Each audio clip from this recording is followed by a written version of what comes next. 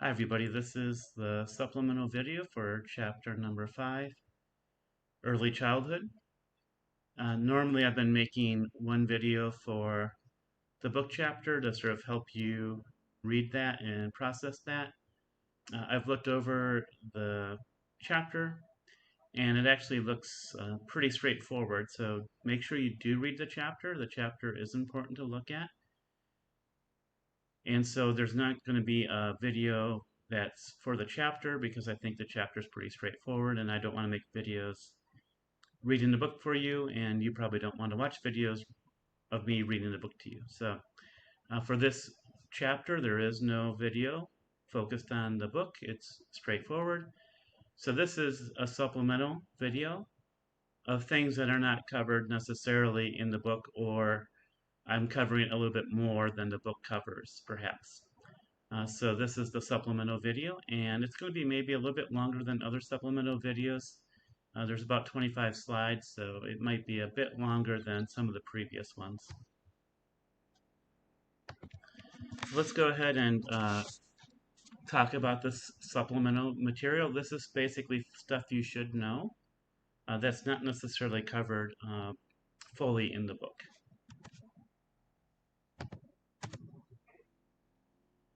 So when we talk about early childhood, language learning is really important. And generally with kids, comprehension precedes production. So basically that means that they can listen and understand a lot more than they can talk. So comprehension precedes production. That's just generally true in terms of development. And then we have what's called perceptual scaffolding. And that starts happening around 9 months plus. So remember in Piaget's sensory motor stage, late in that stage, language development is starting and becoming prominent. So perceptual scaffolding is when kids use familiar words to understand new words. And so how they do that is a familiar word, they can learn words that are said before or after that word and use that familiar word as an anchor for those new words. So for example, if they know dog, so that's a familiar word and they learn dog early on, let's say. So if you say dog sit, or the dog is sitting, although dog sit is kind of a little bit more good for younger kids. So dog, they know. And so they'll look at the dog, and then if the dog is sitting, they'll get a sense of what sitting means. So that's what an anchor is. The kid can pay attention. It will draw their attention to the familiar word. And if you throw in some other word, whether it's describing the dog, like dog dirty or something like that, or dog sit, they start learning those adjectives, those verbs by anchoring. So that's what kids do oftentimes, especially early on. And what I was sort of illustrating too is that sort of what they call two-word sentences. And so those two-word sentences, kids start learning quite early. And those two-word sentences are meant to basically be a full sentence. So if they say something like dog sit, what they're really saying is the dog is sitting on the carpet, but they say dog sit because they can't formulate the full sentence. So part of that is, related to this perceptual scaffolding. You start piecing together words, two words, to understand the situation. And the scaffolding here is that they're using the familiar stuff to connect with new words, to learn those new words. Babbling, so in early childhood language learning, there's lots of babbling. If you've been around kids, you know that. So they'll babble, mama, mama, ba, ba, ba, ba, ba, mama, mama, around 7 months. And usually, like it says here, it's syllables, and typically it's a consonant and a vowel. So, mom, pa. You can see there that those have a consonant and a vowel together. So this is a very common way for kids to learn language. And the research suggests that this babbling is pretty universal. So the sounds are relatively universal. And then the actual language that's learned gets narrower based on the kid's everyday environment. So around 8 months. And so, you know, basically we're born with the capacity to make all these different sounds, but then that gets limited by our environment.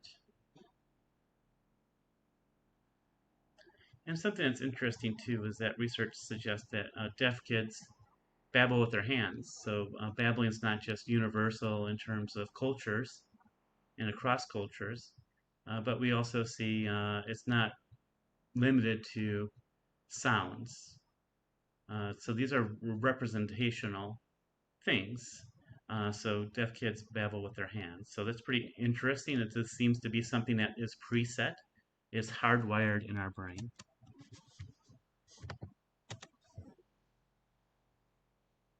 In terms of the language learning again, in the infant lecture, we talked about primary intersubjectivity. That's basically a conversation, especially an emotional conversation with a baby. And the adult and the baby are sort of well coordinated. It's like a conversation. I'll do this, the baby will react, I'll do something related to that. So there's a coordination, there's a give and take, and it's face to face. So by primary intersubjectivity, we're really thinking of that face to face, emotional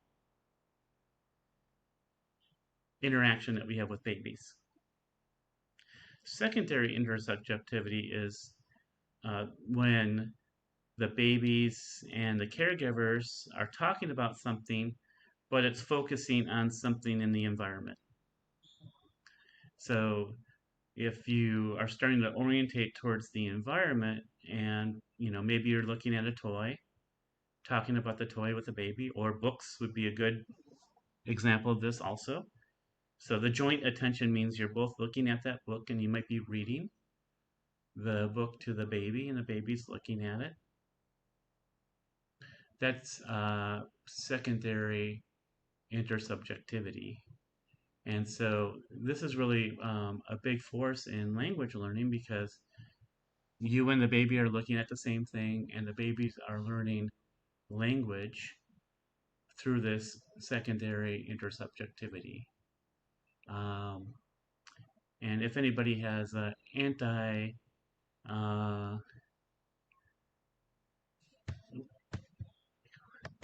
I just scratched that. I thought there was some flies flying around here. So anyway, that was a little bit distracting. So anyway, secondary intersubjectivity really leads to a lot of language learning because you can teach the baby all these new words by focusing their attention on things in the environment.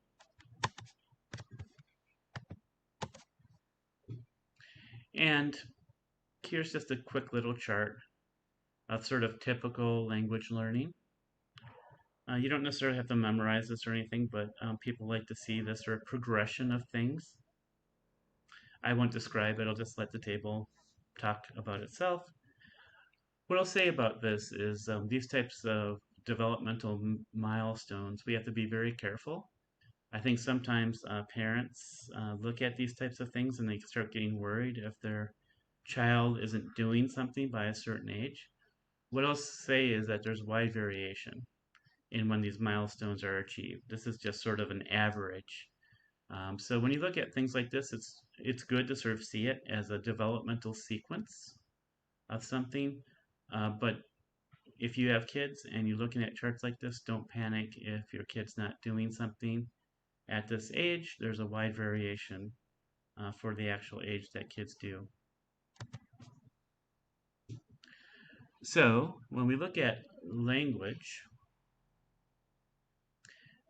It seems to be very hardwired in children. And so there's a lot of biological aspects to it. So when we look at biological aspects of language learning, we can talk about a couple things. One is humans are special. I know that some people don't like to hear that sometimes, but we are.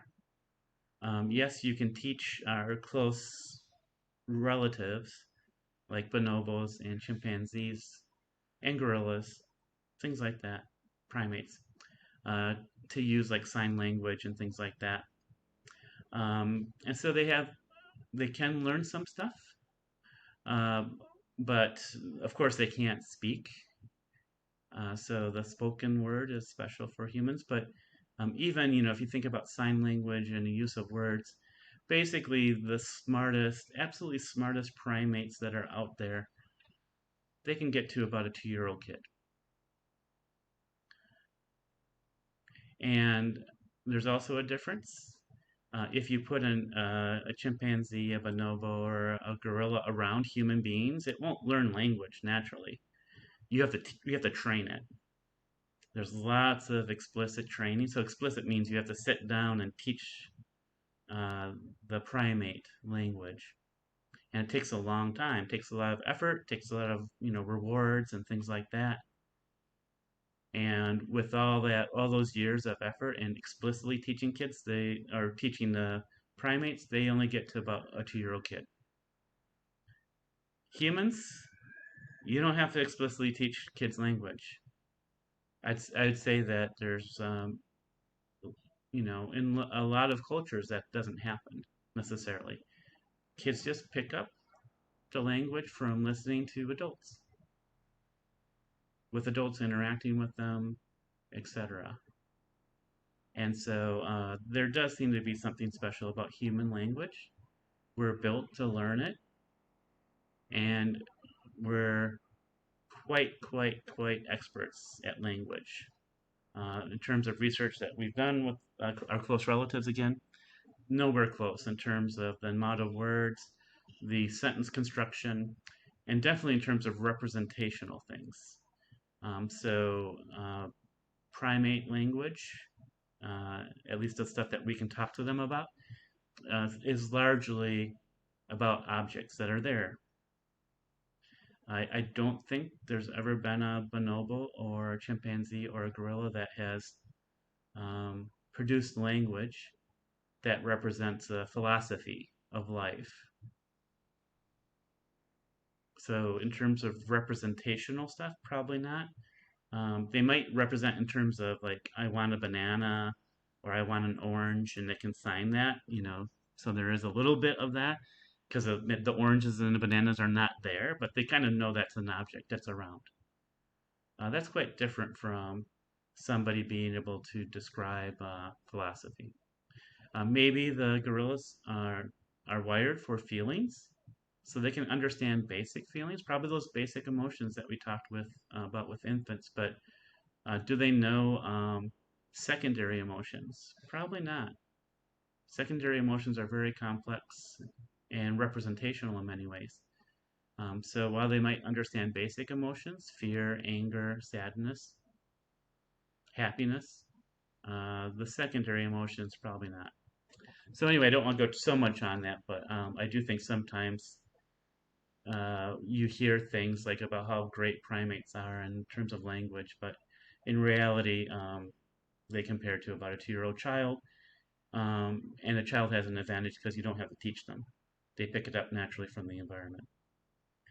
In terms of the biology of language, so we've discovered various brain structures that support it.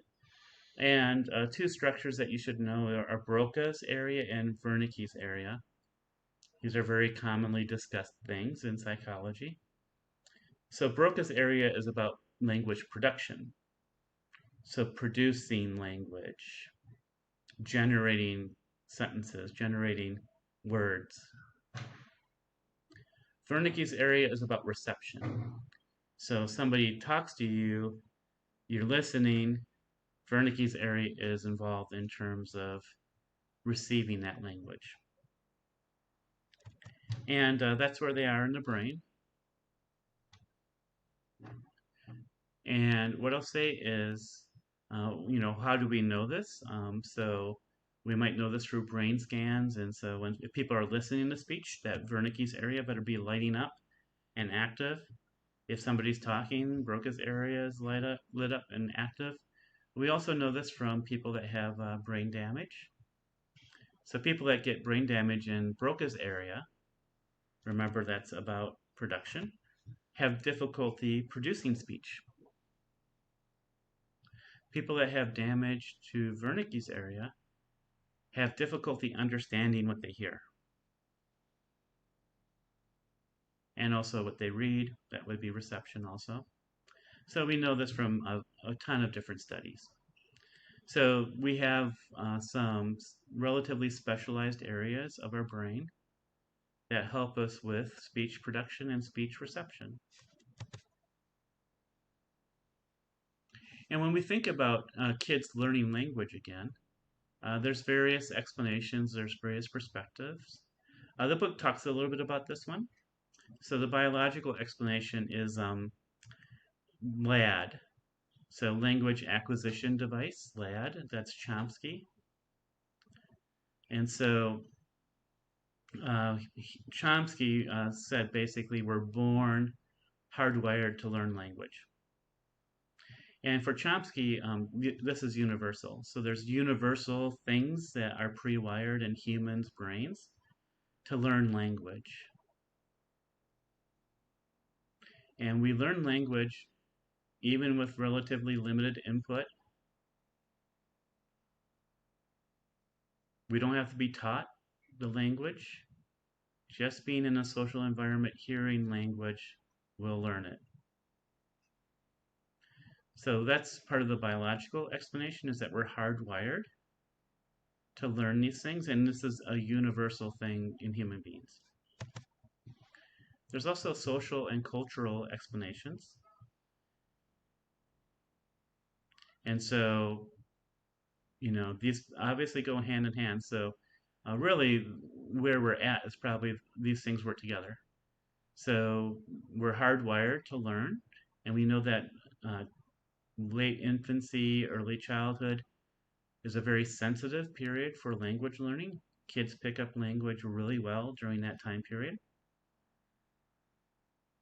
But we know that the environment also influences that. So there's social and cultural influences on language development. And so we already talked about, so it talks here in the second bullet point here about the pattern interactions. We talked about primary intersubjectivity. We also talked about secondary intersubjectivity. So these are very patterned social interactions that caregivers and infants have. And these interactions help in the development of language. So there's this idea of LAS, Language Acquisition Support System. So if you think about it, we also have aspects to our brains that are social, emotional aspects. We also have aspects in our brain. We look for sequences and patterns. So there's a bunch of stuff that we have that helps us make sense of these social interactions, and these social interactions help us learn language. So LAS is a little bit a combination of biological stuff and social, cultural stuff.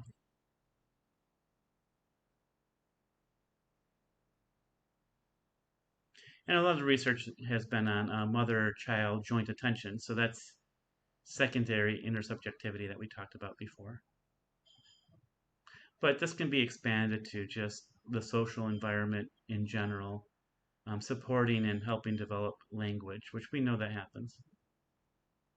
So, like a lot of things, development of language is both sort of biological, hardwired stuff that we have and some sensitivities that we have at certain ages, and then you throw in the environment, the social environment, to produce development.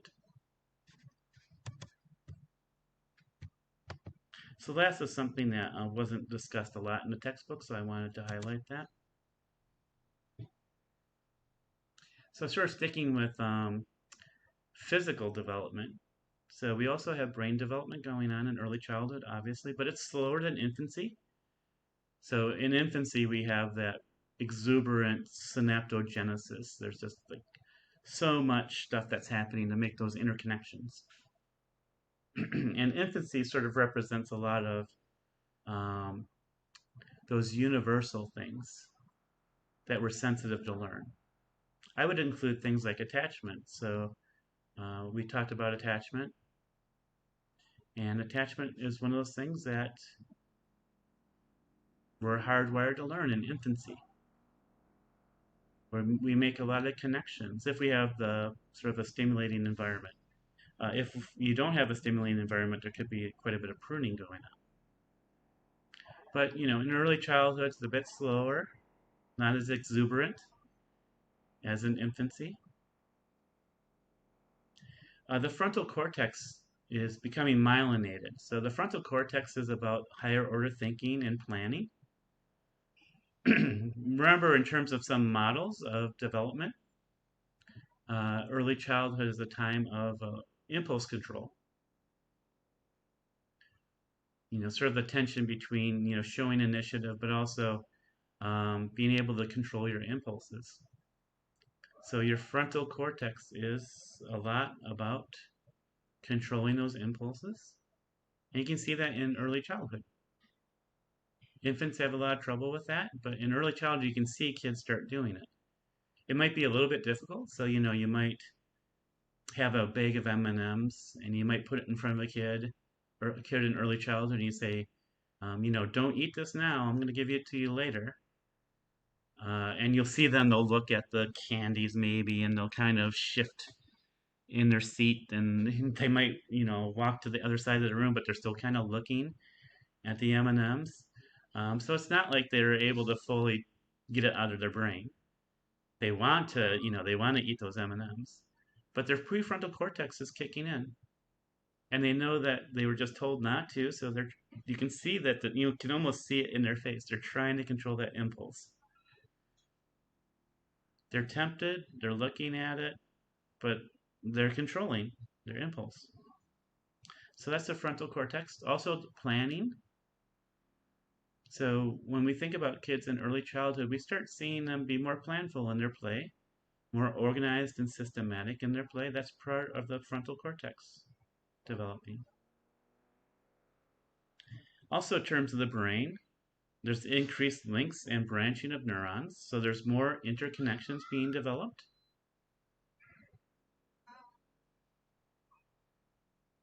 And you can see this, we just talked about language learning. We can see this in language learning. With kids, what you see is the language learning is kind of relatively, I don't want to call it slow, but not super fast until about 50 words.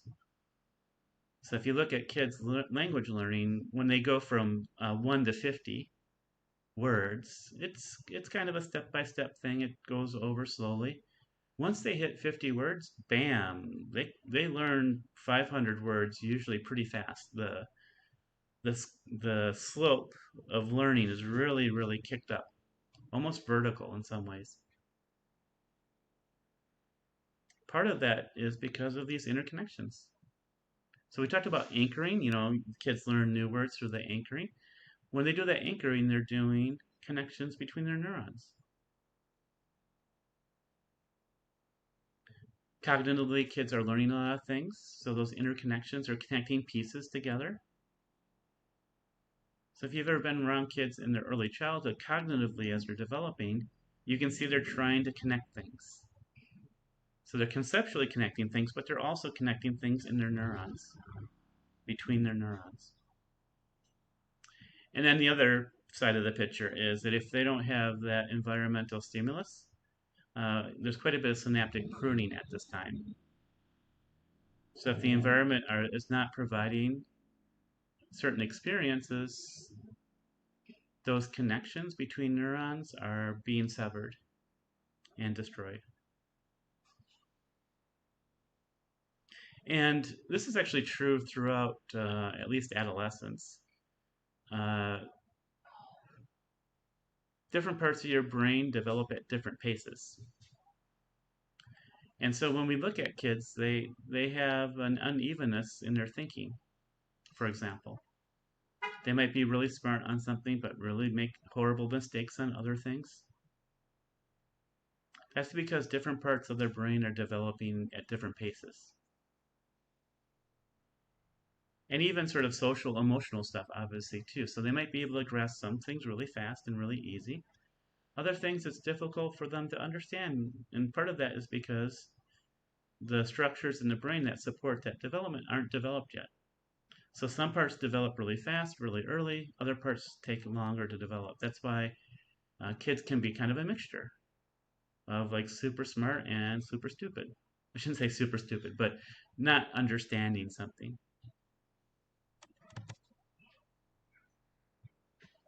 And that's a good branch into Piaget. So this is an overall scheme of Piaget. So in infancy, we talked about sensory motor. So kids learn things from touching stuff, moving their body, especially their arms and fingers.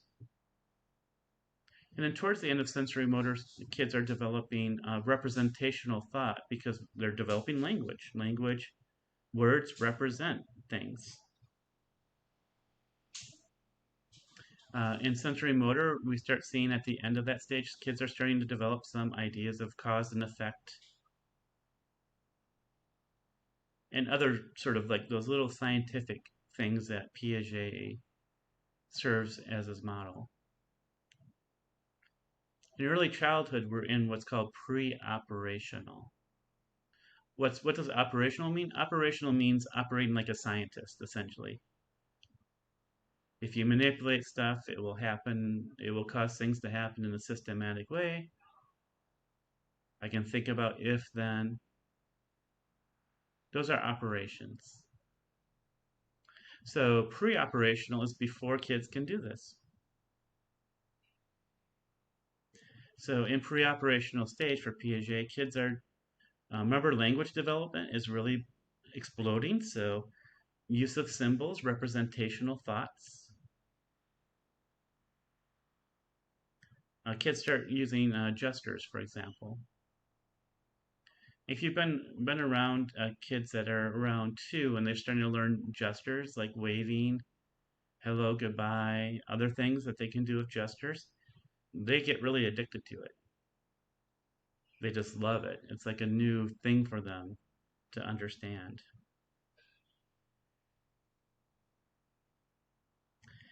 The thing is, in this age, although kids are obviously becoming smarter and starting to understand things, they're starting to represent things. They have representational play. They can start pretending, have pretend play.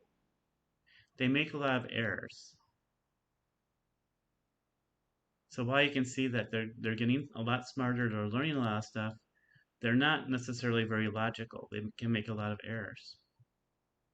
And so Piaget's pre-operational stage, a lot of the definition of that or the way to manifest that or think about it is kids making errors of logic. Why do kids make errors of logic?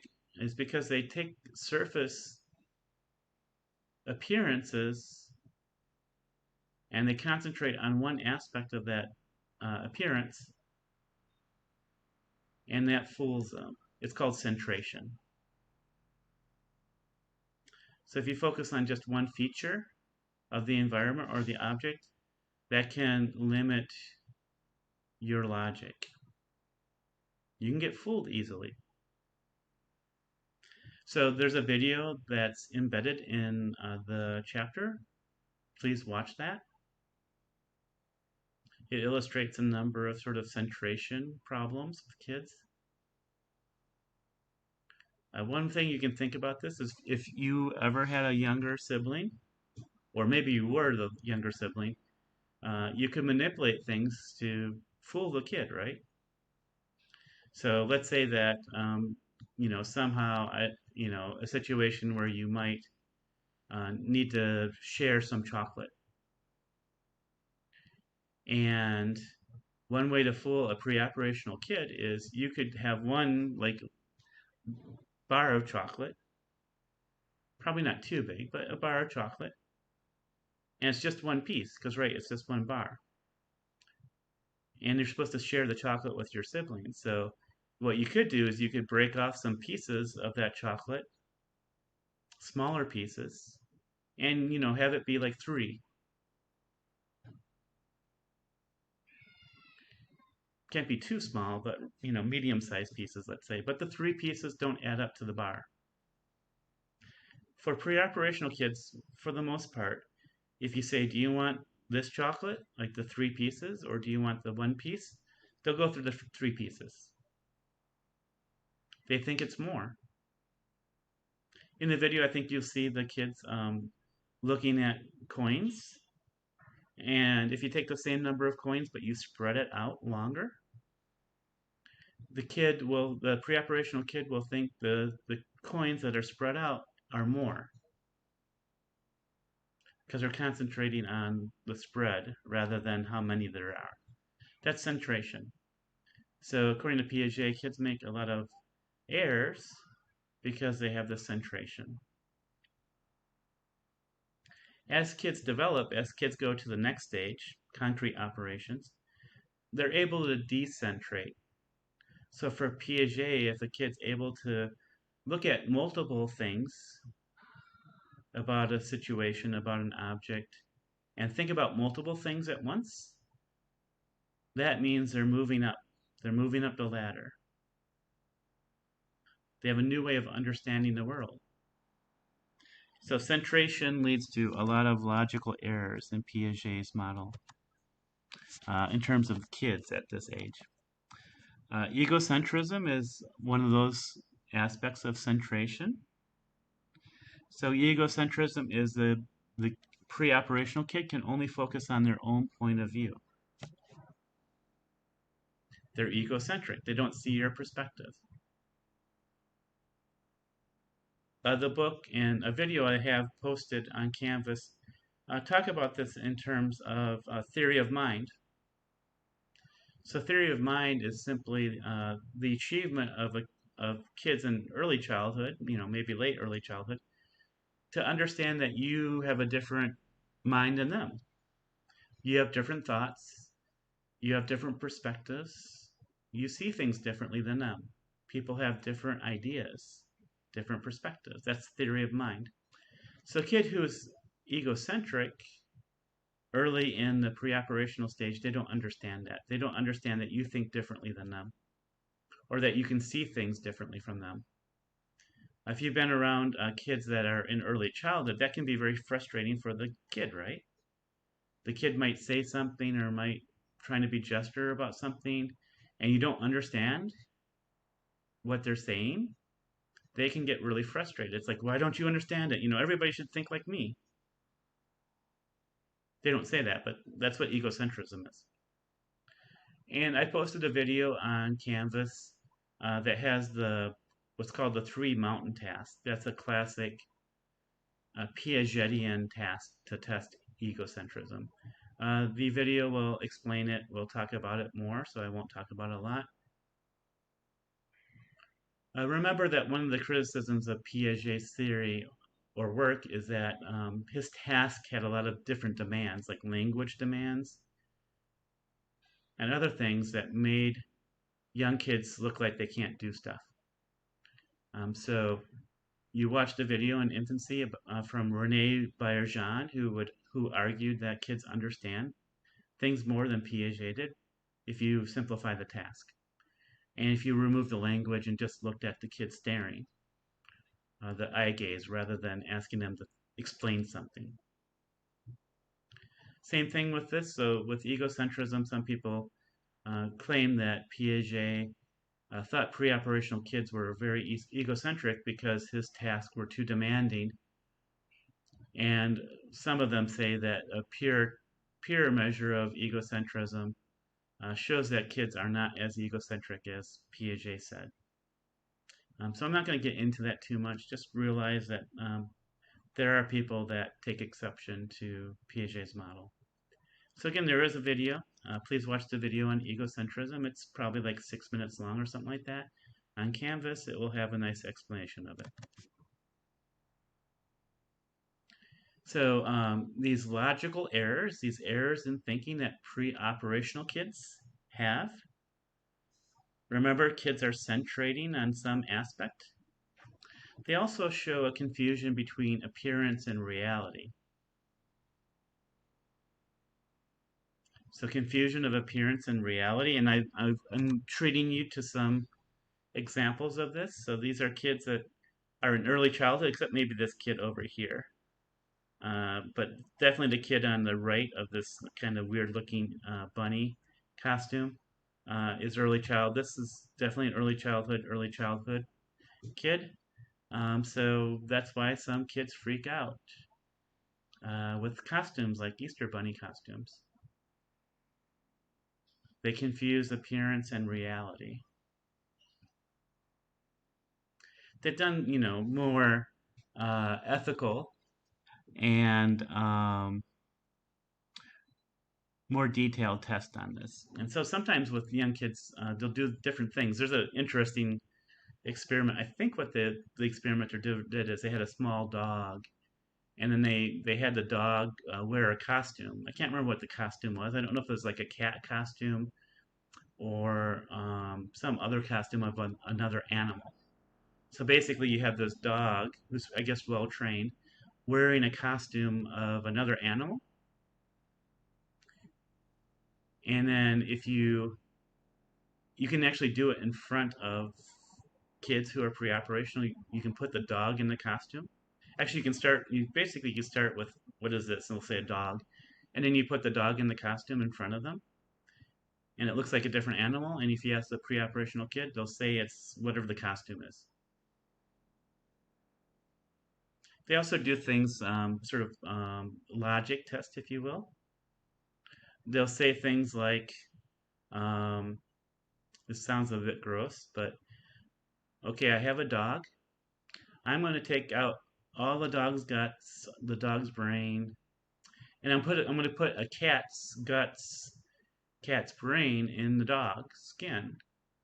What animal is it? They'll say it's a dog. If you ask kids in concrete operations that same question, they'll understand that the something, a living object, is really about the inner workings.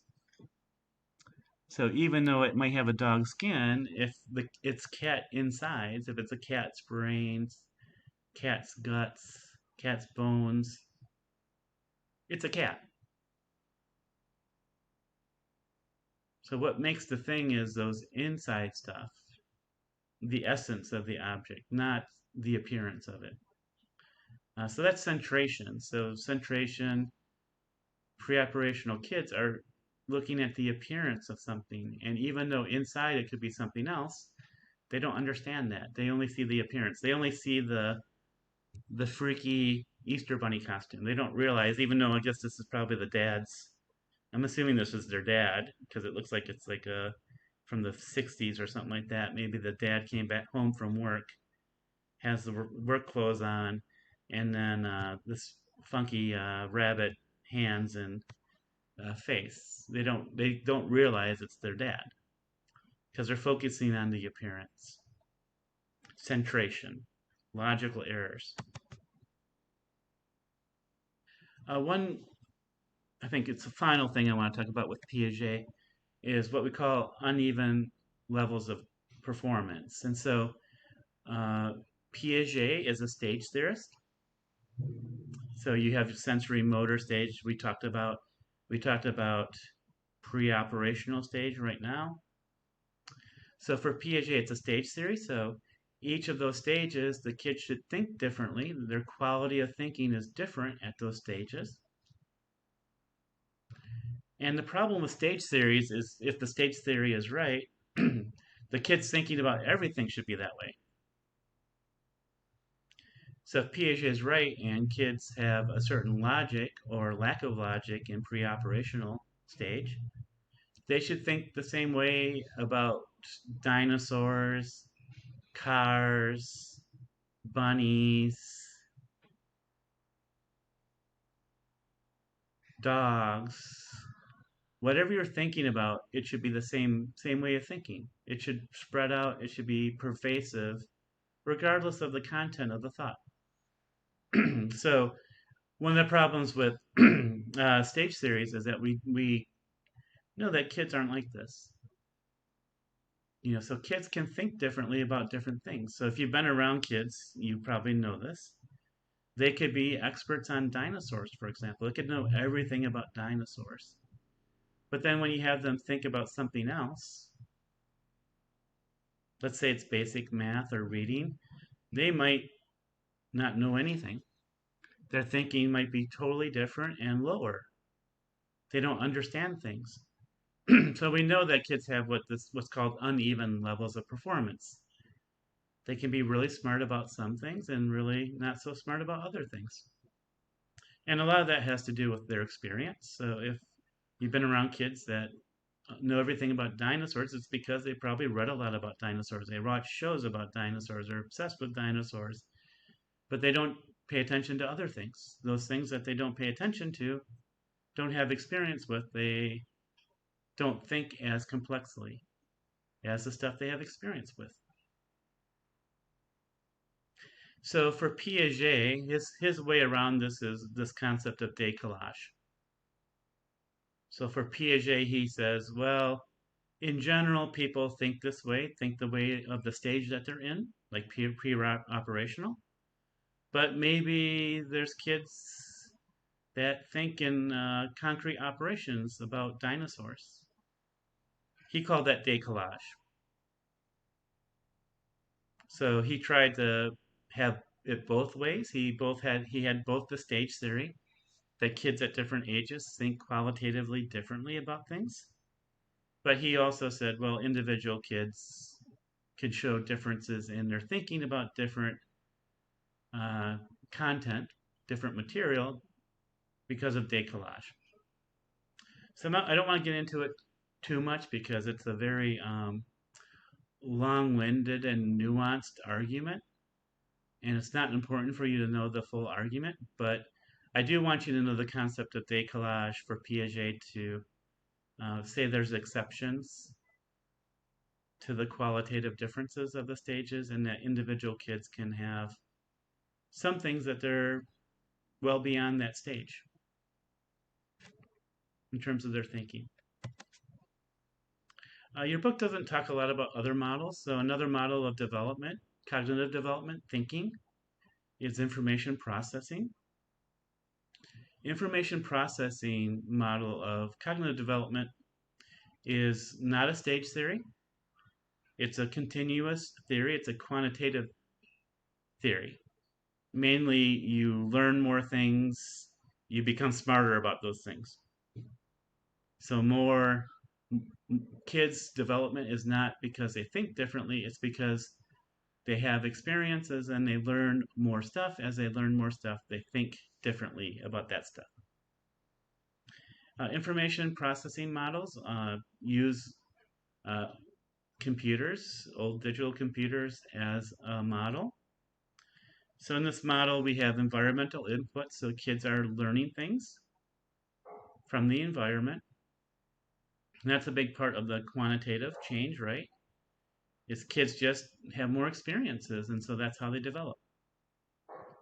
So you have the environmental input, you have the sensory register. That just basically means that for kids to learn something or for us to learn something, you have to pay attention to it. You have to pay attention to it, you have to attend to it. You take the information in through your senses. For kids to learn something, you have to put it into short-term memory.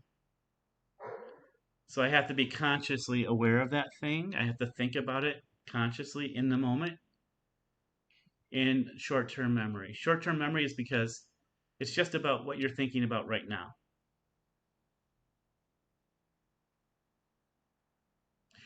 If you think about something a lot,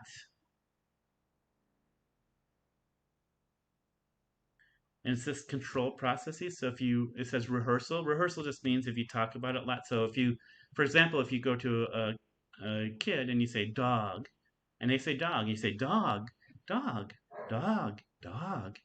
You repeat it many, many times. That's rehearsal. You're holding it in short-term memory. So the kid's thinking dog, dog saying dog, but you're also rehearsing it. That rehearsal, that strategy here, helps the kid put the word dog, the concept dog, in their long-term storage. Long-term storage is you have ideas, you have words, you have concepts, you put it up there in your brain. You don't have to think about it all the time, but when you see another dog, you can retrieve it. You can bring it down and say, oh, there's a dog. So long-term storage is stuff that you remember theoretically for the rest of your life. So rehearsal is one way to take things from your short-term memory, get it into your long-term memory. Attention helps that process also. Decision making, so making special efforts to learn something. And retrieval strategies. So uh, if you have something in storage, are you able to remember it so you can use it in the current context? Can you take it out of that storage? That's retrieval. So for early childhood, kids are developing various things about this. Kids are better at multitasking, for lack of better words. They can start, kids in early childhood can attend to more things versus infants. So that's part of the environmental input, the sensory register. They can pay attention to more things. Kids in early childhood have longer attention spans than infants. That helps them learn, helps them put things in long-term storage, in long-term memory. Remember we talked about the frontal cortex developing, being myelinated during this time, so making connections between those neurons in the frontal cortex, which has to do with planning, thinking, impulse control. Well, that development of the frontal cortex helps kids make decisions, helps them become more planful in what they're learning. So that's developing over early childhood, middle childhood, into adolescence. Retrieval strategies, kids in early childhood aren't very good at that. Those retrieval strategies develop typically in middle childhood and adolescence. So for the information processing approaches, where kids have deficits, it's not because they centrate, like Piaget said, and make mistakes about appearances and reality. It's just that they haven't developed things like retrieval strategies. And also storage strategies that will connect things. Also, they would just say they just haven't learned enough. Give them time, they'll be exposed to more things, they'll learn more stuff. But as they learn more stuff, their thinking develops. So this is a quantitative approach to development. Just checking my slides.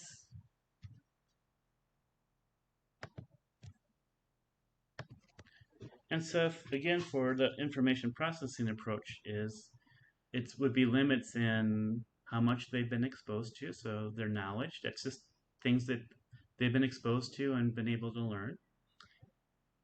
Their memory processes, their short-term memory, long-term memory may not be developed.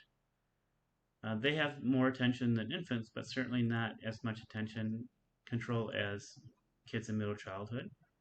And also in terms of the speed of processing. So as kids learn more things and make those interconnections in their brain, they can process things quicker because they know more stuff. So they can learn new stuff by connecting it to the old stuff. So that develops over time. And definitely they have more limited strategies for memorizing things, putting it in long-term memory, and also those retrieval strategies. So again, it's about knowledge, the amount of knowledge they have. If Caregivers, adults, are more elaborative. That encourages remembering. So if you have conversations with kids, try to have it be more elaborate. So instead of saying things like, let's say, oh, you went to the zoo yesterday? What did you see? A zebra? Oh, that's good. What else did you see? Oh, a monkey? Oh, that's good. What else did you see? That's not very elaborative.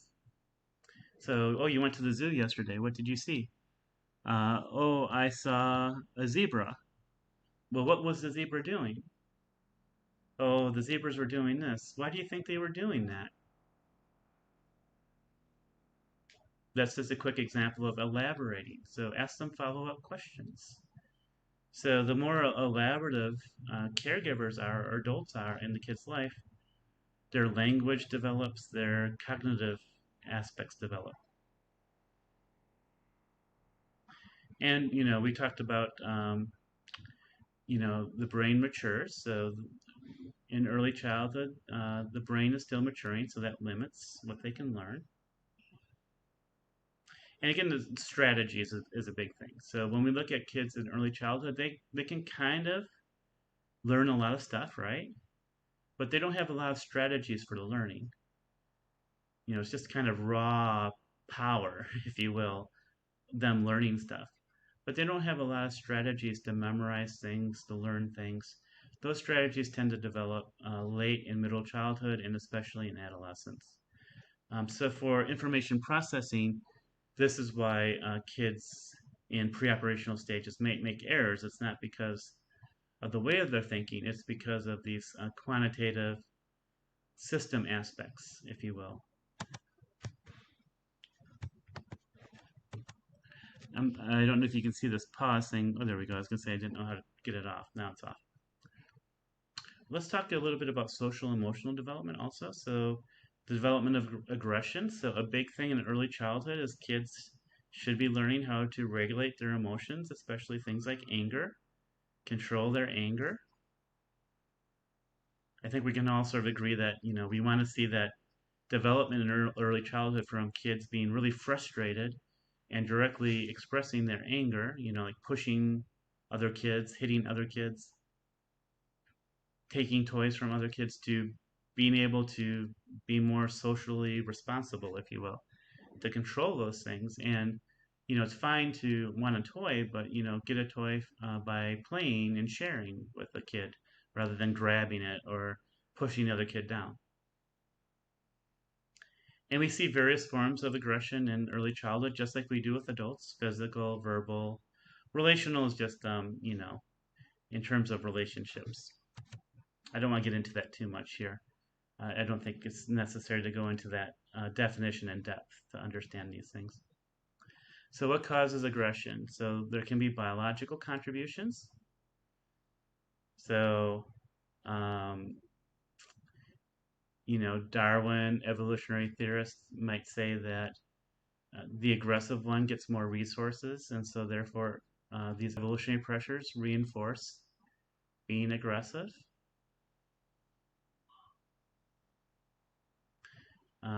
There's quite a bit of ethological research. So ethological is looking at other species that suggests that aggression is often natural and maybe necessary. So those birds that push out their siblings from the nest, they do that so that they get more food and they can survive more likely.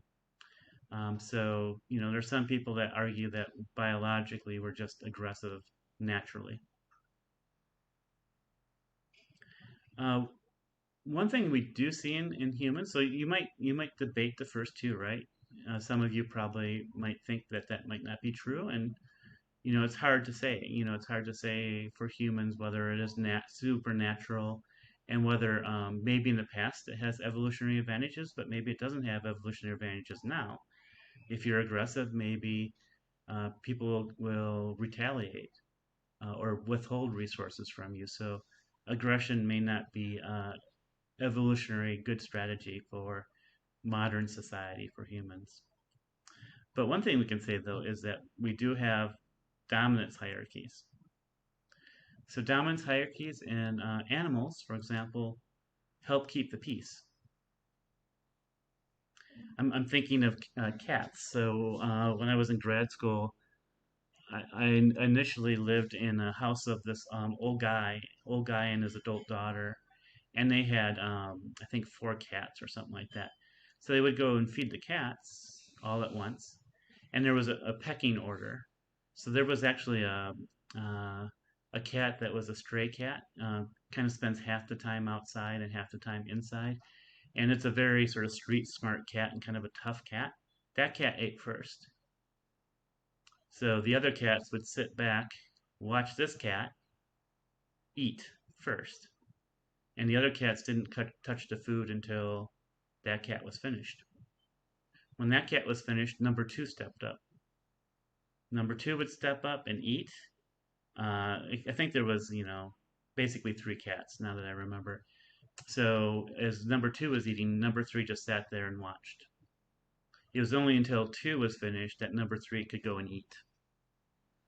Now you might say, well, that sounds unfair. Well, luckily all the cats had enough food, and this stopped a lot of fighting. You know what happened, right? If number two tried to eat when number one was eating, guess what would happen? Smack, scratch, bite. That's not good. It's not good to be slapped, scratched, and bit. That could possibly injure you, get you infections, maybe make you die. So dominance hierarchies are actually there to keep the peace, if you will. You only have aggression when somebody challenges it. So if number two thinks it should be number one, there can be a big fight, and the winner will become number one.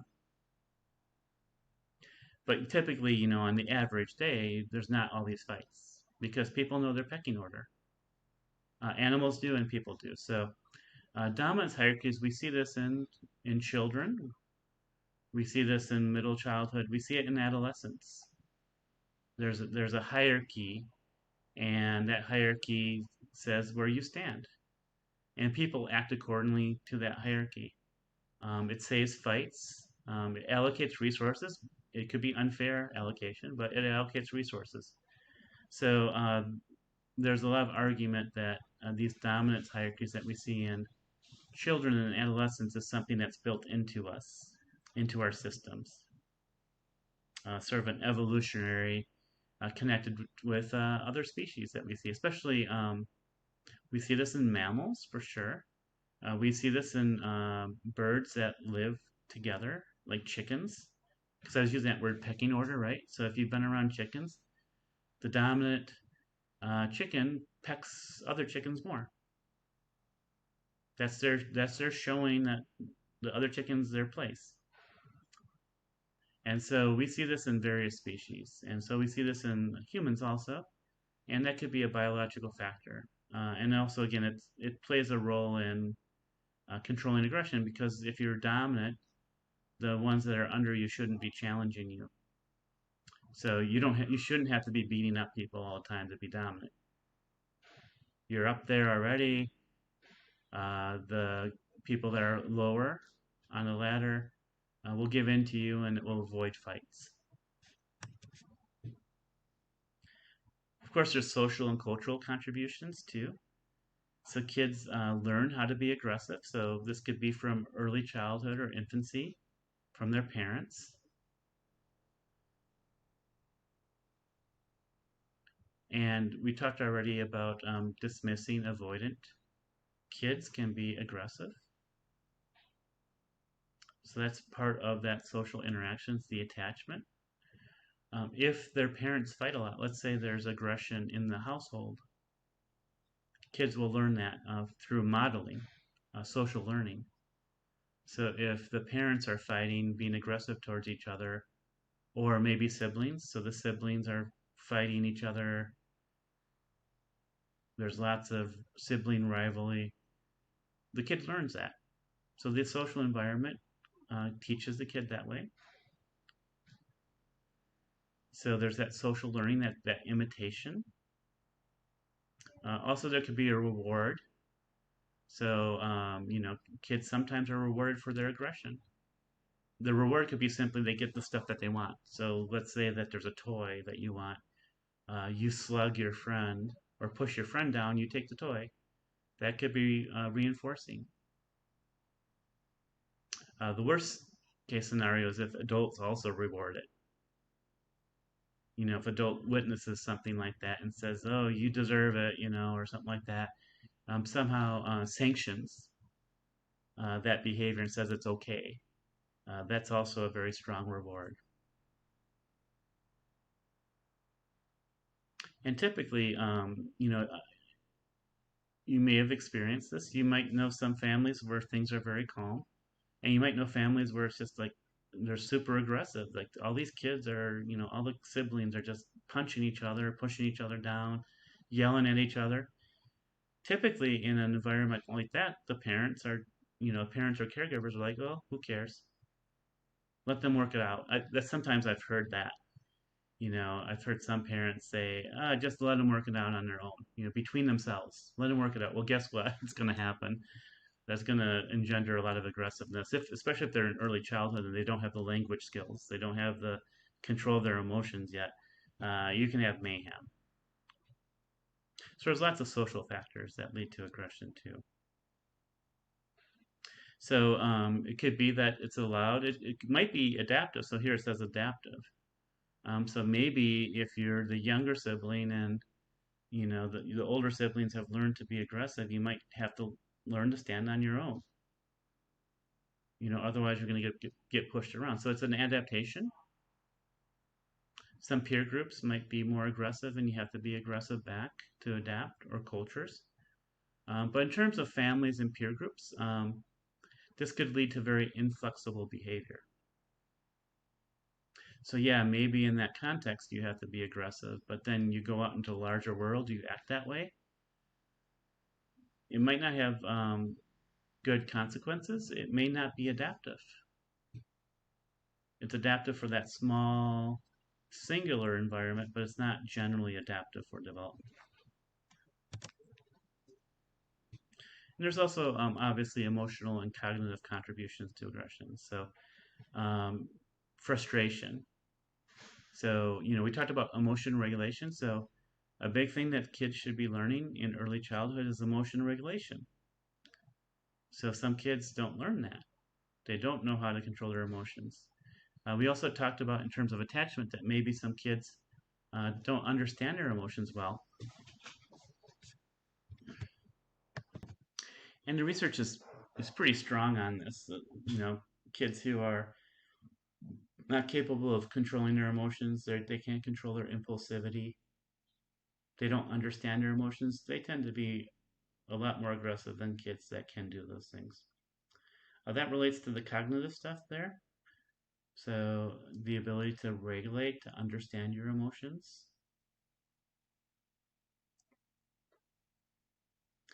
Also, having empathy, being able to understand other people's emotions is really important also.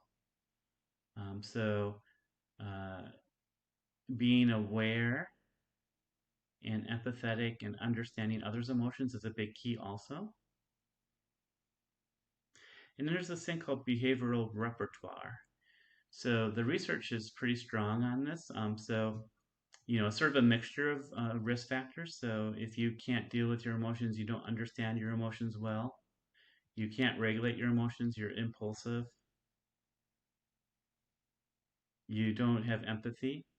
This is part of the recipe. Another part of the recipe is behavioral repertoire, which is kids who are more aggressive don't know other ways to do it. So they don't know other ways to act. It could be as simple as, wanting a toy. The only thing that they understand is push, shove, grab the toy. They don't know that they can go up and say, hey, can I play with you with this toy? Let's play with it together. They don't understand that there's those alternatives. And this has been one of the things that they showed. So when you are working with kids in early childhood who are more aggressive, yeah, you want them to understand their emotions. You want them to have empathy. But if you just have that, but you don't teach them other ways that they can behave, it all comes down and is for nothing because they don't have the behavioral repertoire. So you need all of these aspects. So if you're doing a program for kids in early childhood to address those that have a high risk of aggression, you have to do all of this stuff. Because if you only do half of it, or let's say you do everything but behavioral repertoire, when they get to that point, they end up just acting aggressive again because they don't know what to do. They don't know how to generate alternative behaviors in that situation. So typically you have to work a lot on that aspect or else your program won't work.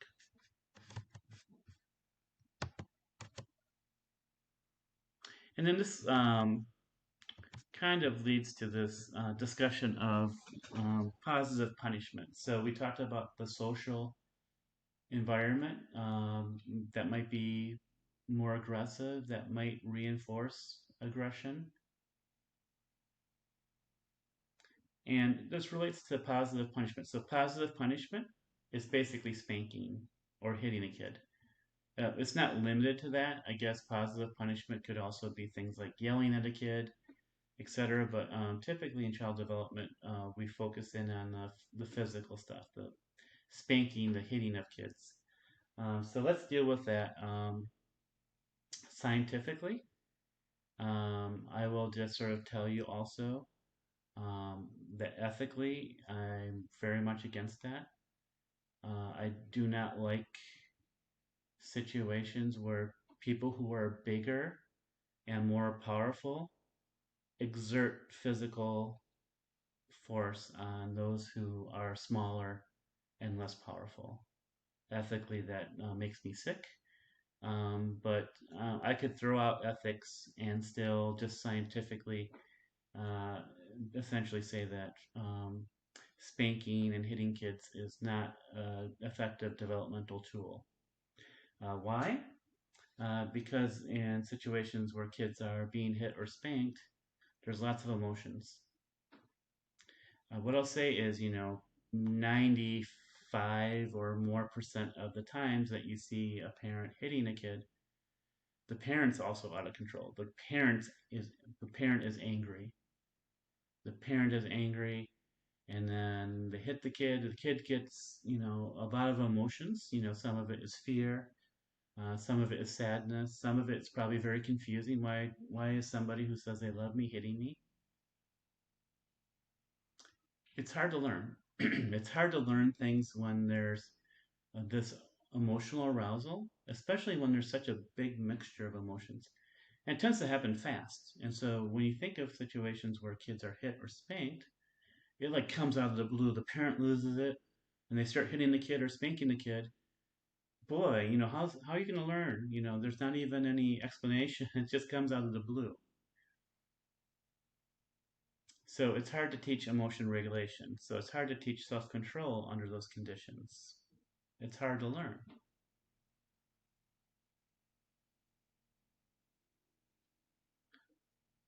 It's difficult to be consistent. So if you're using behavioral models of reinforcement and punishment, they need to be done in a thoughtful way that's very consistent. It's hard to be consistent. Maybe one time the kid will be just slapped on the hand, and the next time they get beaten hard. That's not consistent. Maybe sometimes they're punished for doing something, other times they're not.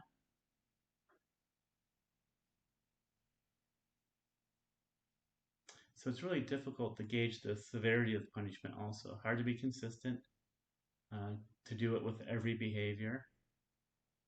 And also the severity isn't gauged. What level of spanking is needed? Who knows?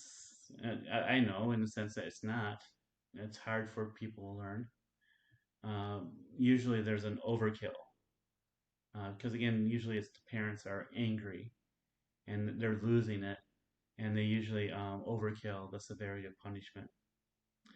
It teaches misuse of power. So what it does is it teaches many things. So you're modeling things for your child, and what you're teaching the child is when you get angry and lose control, hit if you're bigger and have more power than somebody else. How do you solve problems? You solve problems through violence. So, some of the sad truth is people who do a lot of spanking and physical punishment of the kids, they don't know what else to do. They don't know what else to do, so they hit and spank. So, how do you solve problems? Through violence, through hitting. There's not another. You're not teaching your kids on other ways to do things. The solution is hitting, violence. It motivates lying. So you've inoculated fear in your children, and they're going to lie to you. They're going to lie to you about things that they're not supposed to do because they don't want to be punished physically for it. Doesn't really set up the most open, honest relationship with children. If you think about behaviorism, methods of punishment and reinforcement, but punishment, there has to be very set schedules and a very constant monitoring of behavior so that you're consistently reinforcing or punishing a behavior. It has to be done in a certain time period. Can't be too late after the behavior. By too late, I'm talking about like typically less than a half a second if you can do it that way. So if you think about it as a mechanical exercise, punishment is not done correctly, even if you believed in it. It's in the real world, it's almost impossible. You'd have to put your kid in a cage. So it's not being used, even if you believed in it, it's not being used in effective manners. A big problem with punishment is it doesn't increase positive behavior. In fact, it increases a lot of negative behavior. It teaches a kid to be aggressive. It teaches a kid that you can't be trustworthy. Don't be honest with me, because if you tell me something I don't like it, I'm gonna hit you. It teaches a lot. It teaches a lot of negative stuff. It definitely does not teach you to be positive. So the problem with punishment is it says, don't do this, don't do this, don't do this. It doesn't say, do this.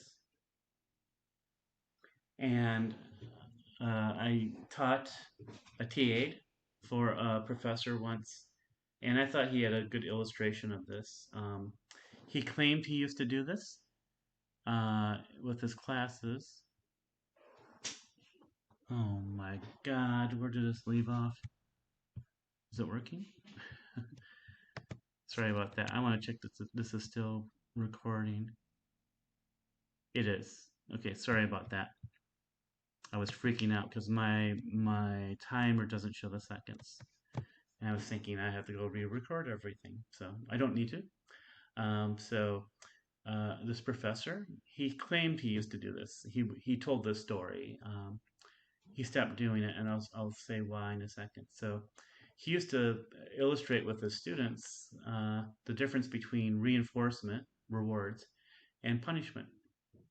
So what he'd do is he would get two volunteers, and they knew they were going to do something. So they volunteered. He would bring them out into the hallway, and then he would tell the class. He would say, for person number one, reward, reinforce.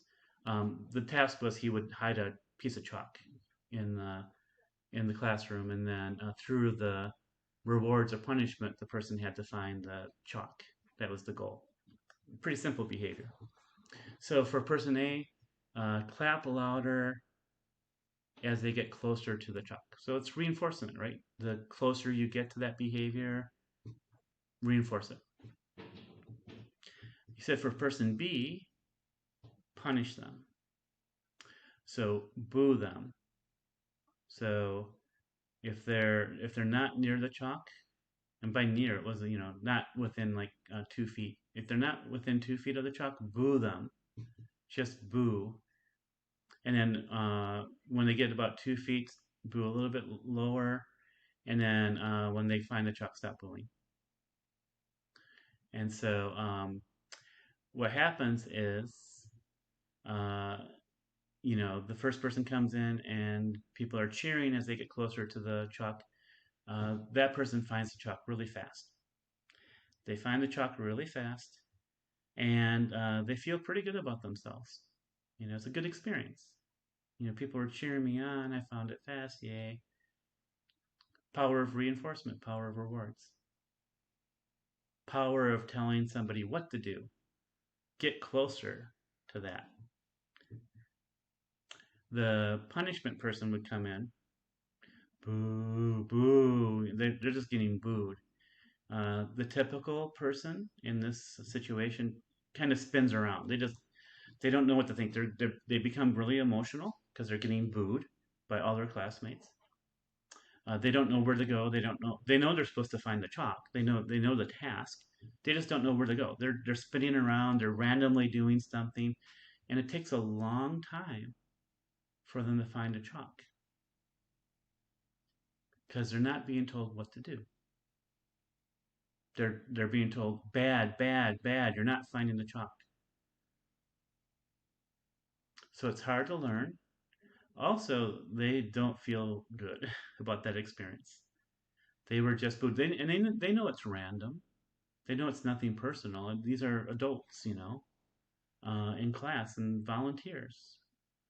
But it's hard. It's hard for them to take that. And this professor stopped doing it because he said uh, the last time he did it, the person broke down.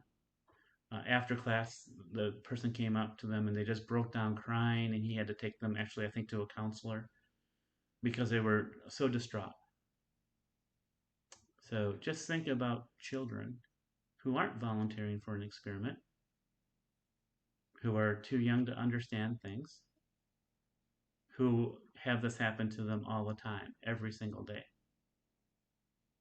So an adult breaks down crying from one experience where they know it's just really artificial and there's nothing personal. Just think what children uh, are feeling when this happens to them. How can they learn? Because you're not telling them what to do. In fact, you're showing them the exact opposite. You're telling them to be aggressive, to be violent. That might is right. There's not reason, there's not logic behind it. It's just simply power. So these are not good conditions for learning. I'm just checking that this is rolling.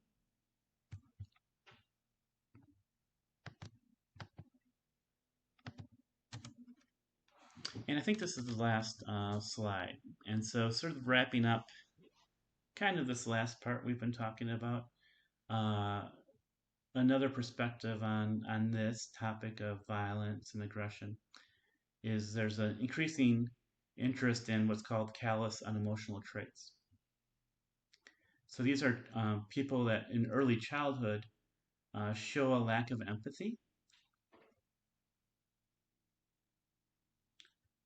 and a lack of caring for other kids. So one way you can sort of see this, if you just kind of want to think about this in everyday life, you might have some kids who, uh, you know, even if they're trying to be aggressive, they want that toy and they push the other kid down, and that kid starts crying, and they feel bad about it. They might feel bad about it right away, or maybe the teacher will come over and say, "Look what you did. Look what you pushed this kid down. Look how he feels." You can see like true guilt. Like there's actual really like the kid feels guilty about it. The kid feels bad about it. So that's not callous and emotional. That's somebody who has empathy, even if they've done something bad. Um, you know, they feel bad about what happened, the consequences, even though they initiated it. Uh, then you have kids that are callous, unemotional. Callous, unemotional kids will push down other kids, take things from other kids, manipulate other kids, and they don't give a crap. They see absolutely nothing wrong with it. They don't show signs of guilt or empathy. So they essentially don't care about the feelings of other people.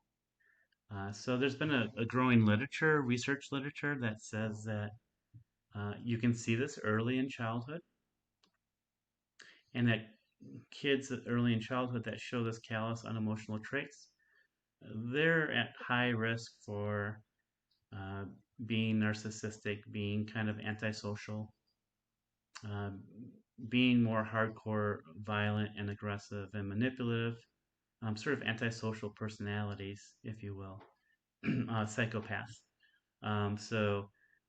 This is something that there seems to be quite a bit of evidence that if you see this in early childhood, this persists. This continuity of aggression, violence, manipulation, using other people for your own means starts early for these people, early in childhood, and continues throughout their life. So there's been quite a bit of research to try to identify kids with these traits.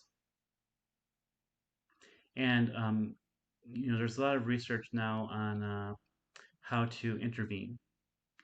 So if we can identify these kids that are at high risk for callous unemotional traits, how can we make their pathway discontinuous? How can we help them be more empathetic? How can we help them be more socially responsible and not develop these antisocial behaviors?